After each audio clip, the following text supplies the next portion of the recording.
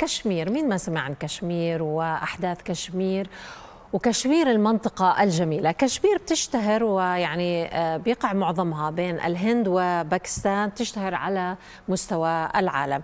الحقيقة يقال عنها إنها جنة على الأرض، جبالها مغطاة بالثلج، فيها خليط من كل شيء. اليوم ضيفتنا يعني مميزة كأديبة وكدكتورة، إلها كتاباتها وإلها قصصها وإلها رحلتها الخاصة في كشمير. معنا دكتورة سناء الشعلان اللي فازت من خلال كشمير ورحلتها بين كشمير والهند، تفوز بجائزة ابن بطوطة لأدب الرحلة عن إيش؟ عن كتاب الطريق إلى كريشنا. نعم. أهلا وسهلا فيك دكتورة، صباح الخير. صباح الورد بكم ولكم، وصباح الورد لكل مستمعينا ومشاهدينا في هذا الصباح الماطر الجميل. أهلا وسهلا دكتورة سناء بنت نعيمة. يعني نعم. أنا بقرأ يمكن امبارح تصرين على كتابة اسمك دكتورة سناء الشعلان بنت نعيمة، والإهداء كان لوالدتك أيضا اللي رافقتك في هاي الرحلة. خلينا نبلش قصة هذا الكتاب وقصة هذه الرحلة. نبدأ من العنوان والإهداء. نعم. الإهداء هو لرفيقتي في هذه الرحلة، وهي والدتي الأديبة الراحلة السيدة نعيمة المشايخ. يعني أهديها هذا الكتاب، وهي يعني هذا الكتاب واحد من سلسلة ستصدر تباعا، وهي مكتوبة وجاهزة عن رحلات في العالم قمنا بها أنا ووالدتي. رائع. كلها كانت رحلات أدبية وبحثية يعني بالدرجة الأولى، واستفضنا في هذه الرحلات. من هذه الرحلات كانت رحلتنا إلى الهند وكشمير، طبعا هي أكثر من رحلة يعني لكذا أكثر من سنة، وقمت يعني بتسجيلها في كتاب عملاق مخطوطة حوالي أكثر من 1000 صفحة. رحلة تناولت كشمير وتناولت الهند في أكثر من مدينة وأكثر من إقليم، وكانت لنا زيارات كبيرة بها في مناطق ثقافية، مناطق اجتماعية، ومناطق أيضا أكاديمية. يعني كانت لنا زيارة لأكثر من 20 جامعة مهمة، لا سيما جامعات الجاليات الإسلامية، يعني الجامعات الإسلامية بالتحديد بما فيها كشمير. يعني حتى في كشمير استضافتنا الجامعة الإسلامية في كشمير. رائع. دكتورة، يمكن كشمير والهند من يعني المناطق اللي فيها غنى ثقافي كبير جدا جدا جدا ومذكورة عبر التاريخ. بس برضو رغم هيك بدي أسألك، ليش أنت كتجربة شخصية رحتي لهناك، وشو أبرز يعني ما لاحظتي فيها؟ وأعتقد أنه هذا كان جزء كتير مهم وكبير لعب في دور في موضوع الجائزة. بيئة. طبعا الهند بلد غنية ودائما جاذبة، يعني لا تكون طاردة. والغريب والعجيب أن كل من يزورها يخرج برحلة أخرى. يعني قد تكون الهند إلى جانب الأراضي المقدسة في مكة هي أكثر ما قصد في الرحلات، الأولى لهدفها الديني، والثاني لهدفها الجمالي. فهناك يعني لست الأولى، أنا قد أكون من الآخرين في الكتابة.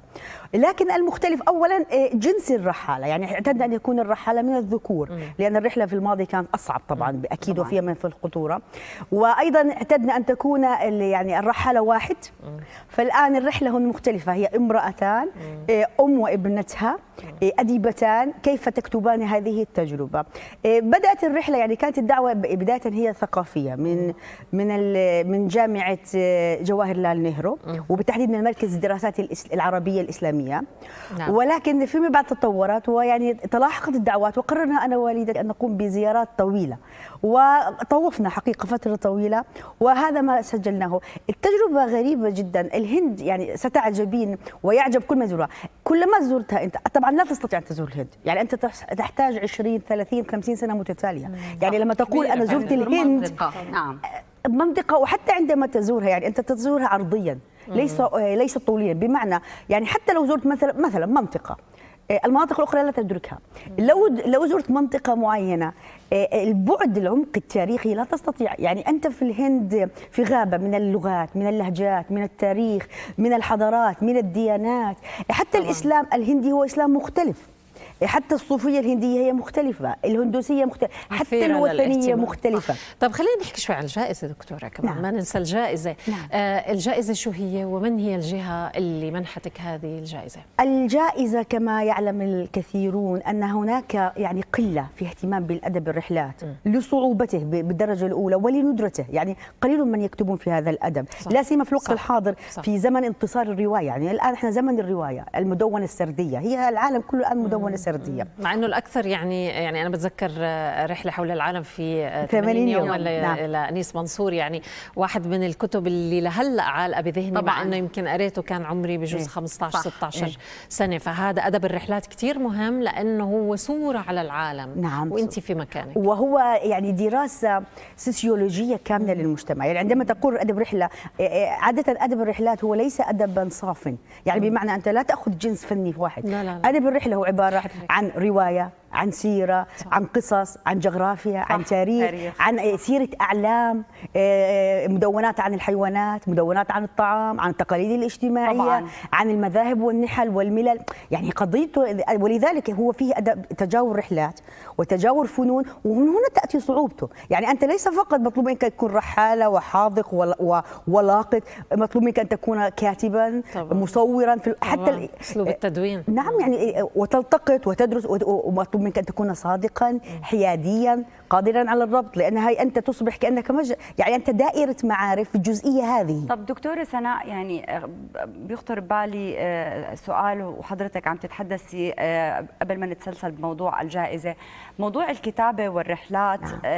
وخاصة لكاتب، يعني احنا ما بنقول فقط انه سائح، يعني وجهة نظر السائح مختلفة عن وجهة نظر الكاتب والرحالة. يعني خاصة حتى بالمناطق، لما السائح بده يروح في مناطق محددة للسواح ولا يزورها السياح يعني لمناطق أخرى.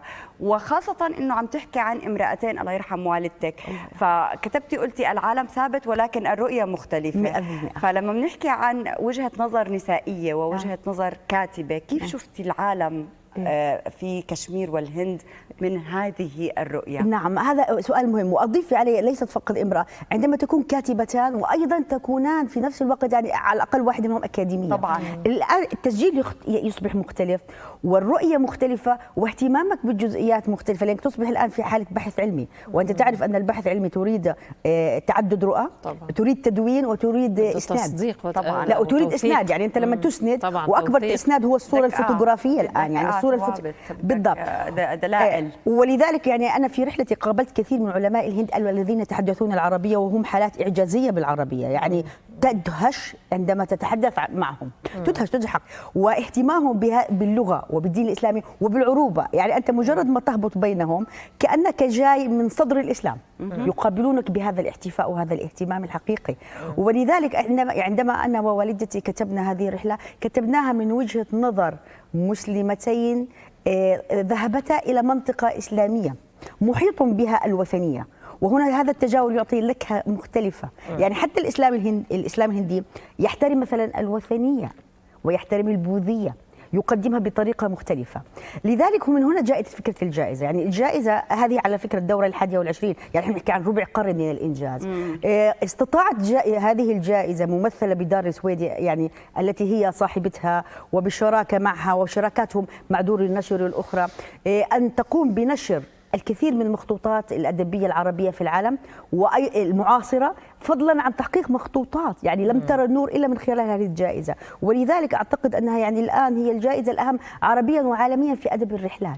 طيب دكتور، خلينا نحكي عن لجنة التحكيم. نعم. كانت يعني أفرادها أساتذة. نعم. في هذا المجال، ومش رح أناقش كثير موضوع الأدب النسائي مين مع ومين ضد، يعني أنا شوي بختلف معك بهذا الكلام، بس إنه خلينا نحكي على اللجنة بنظرتها العامة. نعم.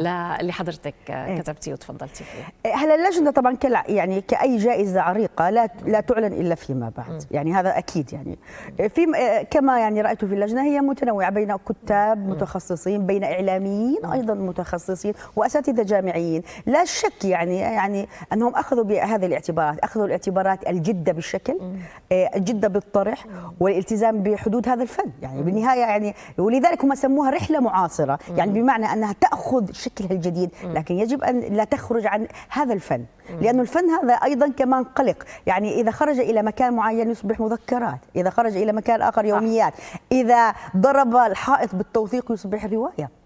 ولذلك بناء على حديثك انه كانت الكتابه من منطلق انه سيدتين يعني ذهبوا بهاي الرحله وكتبوا من وجهه نظرهم كسيدات، وين كان الاختلاف؟ يعني انت كمراه، انت والدتك الله يرحمها، شو اللي كان فعلا ممكن يختلف لو رجل اللي راح في الرحله؟ بالضبط. هلا اذا كان الرجل، هذا اللي كنت انا بدي اوصله قبل شوي. اذا كان الرجل هناك اجابه، يعني الذين ذهبوا بهذه الرحلات من ابن بطوطه حتى العصر الحديث، يعني كثير من الرحاله العرب ذهبوا كتبوا يعني هذه الاجابه. لو كان رجل ماذا كتبوا تجربتهم. الان سأتكلم عن تجربه النساء. تجربتنا اكيد انت قارنتي بين المخرجين.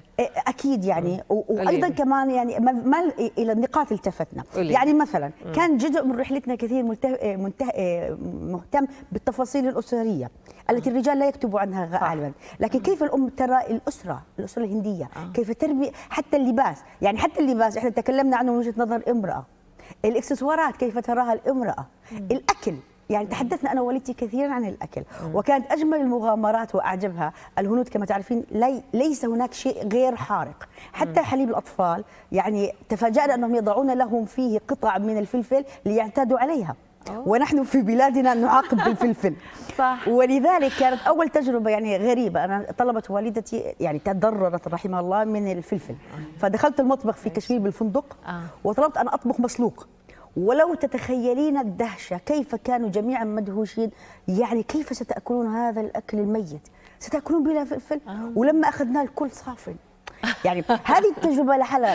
لما وصلت إلى جبال الهيمالايا كانت أول نظرة، يعني سوف تستغربي، لما علقنا بالسماء والأرض وانتهى العالم، صوت وهدوء وثلج وبرد وصوت فقط النواقيس بالمعابد الهندية.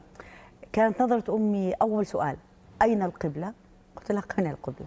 بعد سألتني: إذا متنا هنا من سيحملنا على الطريقة؟ فضحكت قلت لها: يوجد جالية، لا تخافي.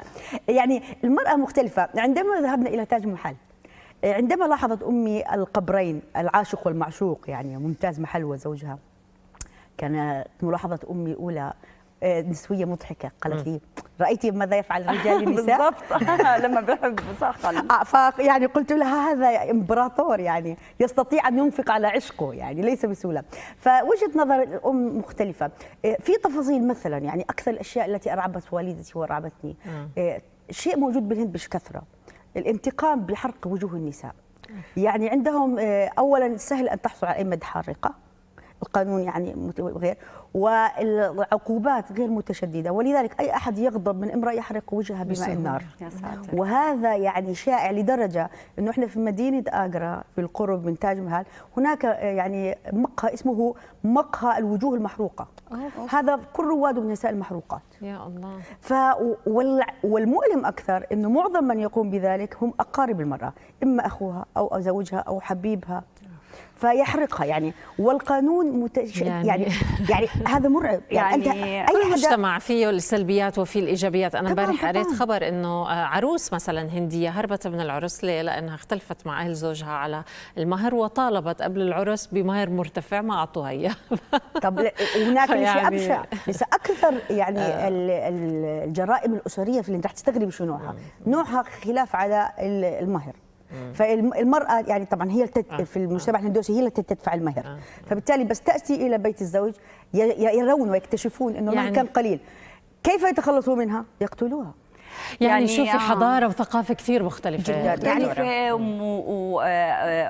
وهذا يمكن أوقات كثير اللي بخلينا نفكر إحنا من خلال قراءاتنا يمكن لمثل هاي الكتب دكتورة سناء ولمثل هاي التجارب اللي أنتم خضتوها، إنه العالم كبير وإحنا مش عايشين فقط لحالنا بآرائنا وبأفكارنا وبالأشياء اللي يمكن بنحسها. لما بنطلع وبنشوف قديش في اختلاف كثير كبير بيننا وبين بين العديد من الاشخاص، ولكن ممكن انه نستمتع برؤيه وجهات النظر الاخرى، نستمتع برؤيه الحضارات المختلفه.